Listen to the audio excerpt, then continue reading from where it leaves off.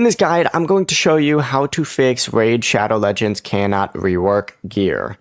This is Aiden from JustBoz, and before we get into this guide, make sure to like the video and subscribe to the channel with all notifications on. It really does help with the channel and it lets us know that you want more content like this, so we greatly appreciate it. If at any point throughout this guide you did have any questions, just ask them down in the comment section below and we can help you out further. I'm going to be doing my best to reply to every single comment down there.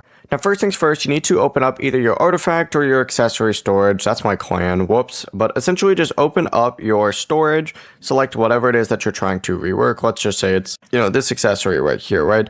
Hit upgrade on it and then tab over to the rework section over on the right hand side. Make sure that you do have a compatible chaos ore, and the ore does have to be the exact same rank as the gear, and its rarity must be equal to or higher than the gear's rarity. For example, 5-star ore cannot rework 6-star gear. You also cannot rework a piece that has already been reworked once. If it is level 1 common artifact or accessory, upgrade it to at least level 4 first.